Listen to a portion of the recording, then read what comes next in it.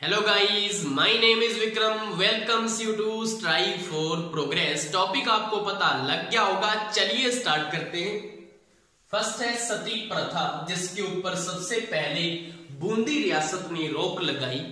अब इसको कैसे याद करेंगे? अब आपको पता होगा कि जो रानियां थी, राजा जब मर जाता था तो उसके साथ सती हो जाया करती थी। अब रानी अगर सती हो चुकी है, राजा भी मर चुका है, तो उनके जो बच्चे थे बेचारे क्या करेंगे? दर दर प्यासे भूखे भटकते रहेंगे। उनका क्या होगा? तो सबसे पहले बै से बच्चे और बै से बूंदी रियासत ने इनके ऊपर रोक लगाई, सती प्रथा के ऊपर। क्योंकि आपको पता है बच्चों का ध्यान तो वही रख सकता है, क्योंकि बै से बच्चे आ रहा है और बै से ही क्या बनेगा? बै से ही बूंदी बनेगा। तो यहां से आपको पकड़ में आ जाएगा कि बै से बच्चों का ध्यान रखना है हमें, तो बै से बूंदी पे टिक लगाना पड़ेगा। नेक्स्ट है आपका त्याग प्रथा, जिसके ऊपर जोधपुर रियासत ने सबसे पहले रोक लगाई। कैसे याद करेंगे? देखो, त्याग कौन करता है? जो सबसे महान होता है वही त्याग कर सकता है। हमारे जैसे तो क्या त्याग करेंगे? अब आप अगर एनवायरमेंट में देखो कि सबसे बड़ा त्याग कौन कर रहा है, आपको मिलेगा सूर्य। जो हमारे सूरज हैं वो हमें क्या करते हैं? वो हमें रोशनी देते हैं, वो अपनी एनर्जी को लॉस्ट करते हैं हमें प्रकाश देने के लिए। सबसे बड़ा त्याग तो वही हुआ ना। हमारे जैसे तो क्या त्याग करते हैं? कुछ भी नहीं करते। वो कितनी एनर्जी उनमें है वो सारी की सारी लॉस्ट कर देते हैं हमें रोशनी देने के लिए। तो यहां से आपको पकड़ में आ जाएगा। अब आप बोलोगे त्याग तो हमें पता लग गया, सूर्य भी हमें पता लग गया, लेकिन यहाँ पे सूर्य कहां है? तो जोधपुर में आप देखोगे दपू मिल रहा है आपको। जोधपुर में दपू मिल रहा है, और दपू तो कुछ होता नहीं, लेकिन आपको पता है धूप जरूर होता है। तो धूप कौन देता है? धूप तो सूर्य देता है। तो धूप से दपू, दपू से जोधपुर याद रहेगा और आपका ये टिक लग जाएगा। नेक्स्ट है आपका डाकन प्रथा, जिसके ऊपर रोक लगाई सबसे पहले मेवाड़ रियासत ने। कैसे याद करेंगे? देखो, कुछ आदमी ऐसे होते हैं, कुछ आदमी औरतें कुछ ऐसी होती हैं कि जब भी हम कोई काम करते हैं ना, तो सबसे पहले उनको बताना पड़ता है कि हम क्या करने जा रहे हैं। पूछते रहते हैं ना कि जब भी हम कुछ जाते हैं, क्या कर रही हो तुम?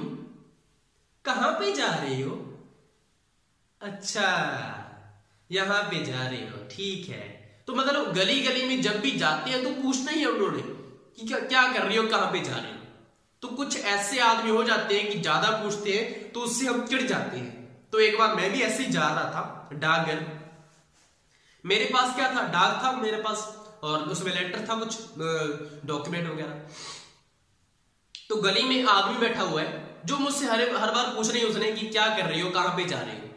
तो उसने वैसे ही पूछा कि डाक में क्या भेज रही हो।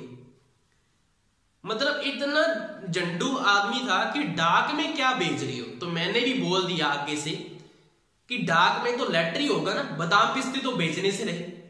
तो जब मैंने ऐसे सुना, ऐसे उनको बोला, उसने सुना तो चुपचाप बैठ गया। उसके बाद उसने मुझसे पूछा ही नहीं। तो कई बार उनको ऐसे जवाब भी देना पड़ता है। तो यहां से आपको याद हो जाएगा कि डाकघर में जा रहा था, मेरे पास डाक था। तो उसने पूछा कि डाक में क्या भेज रही हो। तो मैंने बोला डाक में लेटर ही होगा ना, बादाम पिस्ते तो होने से रहे और ना वो बेच सकते। तो बादाम पिस्ते क्या होते हैं? मेवे होते हैं। तो मेवे से मेवाड़ आपको याद रहेगा और ये टिक लग जाएगा। नेक्स्ट है आपका बाल विवाह, जिसके ऊपर सबसे पहले जोधपुर रियासत ने रोक लगाई। कैसे याद करेंगे? देखो, बाल मतलब पुत्र, पुत्र मतलब सन, सन आ गया जी, सन आ गया। तो यहां से आ जाएगा कि बाल क्या होता है? बाल होता है पुत्र, और पुत्र को लिखते हैं सन, SON। मतलब सन मतलब बेटा, मतलब पुत्र, मतलब बाल। अब जोधपुर में मैंने पहले आपको बताया था कि दपू आ रहा है। दपू मतलब धूप, धूप कौन देता है? सन, SUN। तो मतलब एक तो सन ये है, एक सन ये है, तो दोनों आपस में रिलेट हो गए ना, तो ये टिक लग जाएगा। नेक्स्ट है आपका समाधि प्रथा, जिसके ऊपर सबसे पहले जयपुर रियासत ने रोक लगाई। देखो, किसी भी अगर आदमी की आपको क्वालिटीज पता करनी है ना, किसी भी आदमी की किसमें क्या क्वालिटी, तो आप ऐसा करो, जब वो मर जाता है ना तो उसकी समाधि के पास जो आदमी खड़े होते हैं उनके पास जाके खड़े हो जाओ, अगर आपने उस आदमी की क्वालिटीज पता करनी। क्योंकि जीते जी किसी भी आदमी की कोई क्वालिटी नहीं बताता, सभी उनकी कमियां बताते हैं कि इसमें ये कमी है, और जब वो मर जाता है तो बोलते हैं कि कितना अच्छा आदमी था।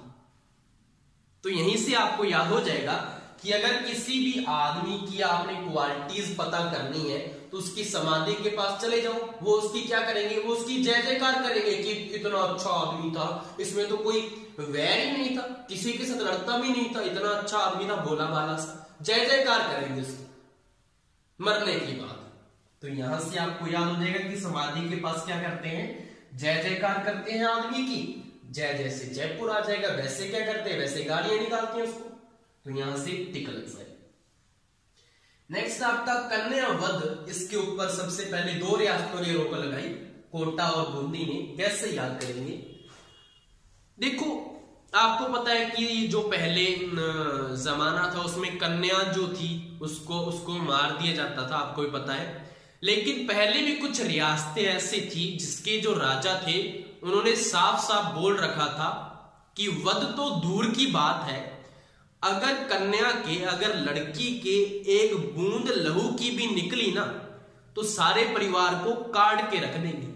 तो यहां से आपको याद हो जाएगा कि कन्या की वध की बात तो दूर की है, अगर उसके शरीर से एक बूंद लहू की निकली ना तो सारे परिवार को काट के रख देंगे। काट से कोटा भी याद रहेगा, बूंद से बूंदी याद रहेगा, और कन्या वध तो है ही। नेक्स्ट है आपका दास प्रथा, लास्ट हमारा, जिसके ऊपर कोटा और बूंदी रियासत ने रोक लगाई।